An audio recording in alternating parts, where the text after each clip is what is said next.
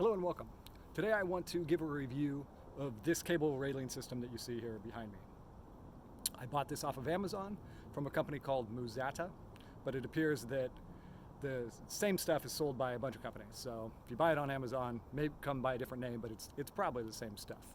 So today I'm going to talk about my feelings about it, some problems that I ran into that I think you'll probably run into as well, and ultimately my overall review of it.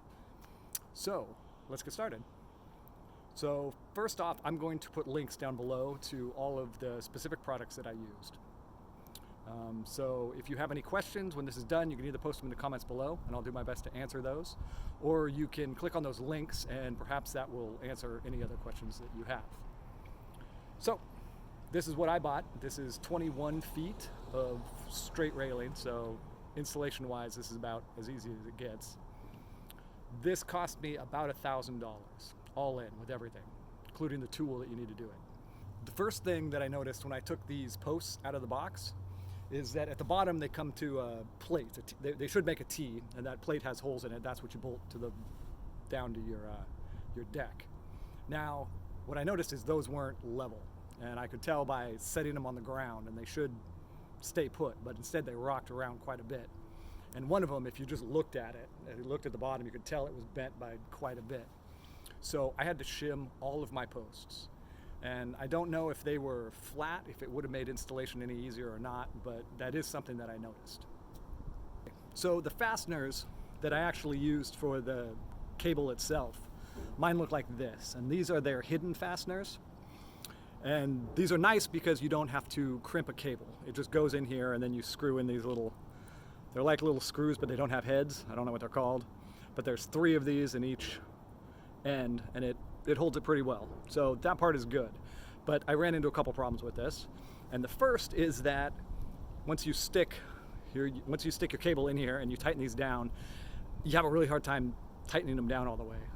I've stripped a couple of Allen wrenches trying to get these things in. But even when they're tight, most of the time they're not in far enough to fit through the holes that are in my posts. So what I've had to do on most of them is I have to take a metal file and I have to file them the rest of the way down so that they'll fit through the holes in the post. And that's not a big deal because this whole thing goes inside the post, so you don't have to be real careful about what it looks like. You can just hack away at it and it files off pretty easy. But you do have to do that or they won't go through these holes. And that's probably only an issue if you have the metal posts like I do. The other thing that I found, the first mistake that I made, is that you can put the cable through, it'll go through too far. So on my first one of these that I did, I wasn't able to screw this in all the way as far as I needed it to because it would run into the end of the cable. So to prevent that, now I screw this in all the way and then I put the cable in, and the cable will stop when it hits the end there. So then you don't have that problem. So these are a little tricky, but you get the hang of it. The other thing that I didn't know is that you need another tool that fits over the end of this. It looks like a T and it locks onto, it's flat on both sides, so it locks onto that and it fits around the cable. So that's another tool. It costs about $33. You have to have it. I didn't have it to begin with, and I tried to grab this with pliers. That just doesn't do it. So you do need to buy that tool. So that slides over here, and then you're able to tighten this in as much as you need in order to get your cable tight. All right, so next we need to talk about how you learn to install all these products. And I found 2 really helpful resources for doing this. The first one are the product listing pages on Amazon. They've got, in their image section, they've got some diagrams that show you how to install things or how they fit together and how they work with the whole lineup of products. So other things that you'll need if you have certain parts. Those are really helpful. So I've linked those below. You should definitely take a look at those. And the second one is Muzata has a YouTube page that has videos about how to install their products. Unfortunately, it doesn't cover all their products, but it covers some of them. And the one that I found particularly helpful is the one on how to join the railing sections.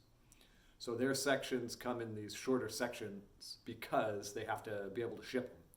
So there's a process where you have to join them together, and that uses these plastic blocks that fit inside the railing, and then you put screws into that.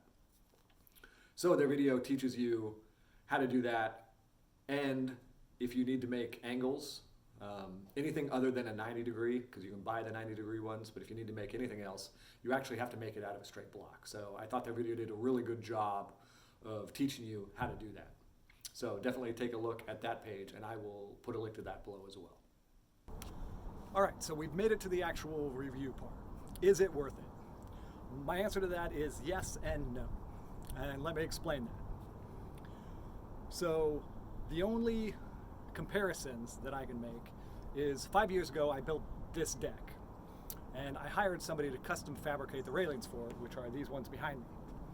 Now this deck cost me $10,000 in railings. However, there is a lot more railing in this deck, and it's a lot more complicated. This is 2 levels with 2 staircases and just a lot more feet of railing. So if I'm comparing the Amazon railings with this railing, I think the price per linear foot is pretty close to the same. And I paid somebody to install this. I mean, that was factored in. So that being the case, this railing is much higher quality. Everything about it's thicker. The posts are thicker, the railing's thicker, the cables are thicker. This is a much heavier duty railing. And per linear foot, it's probably about the same price. So you also have to take into account this was 5 years ago that I built this deck, so I don't know if prices are the same anymore.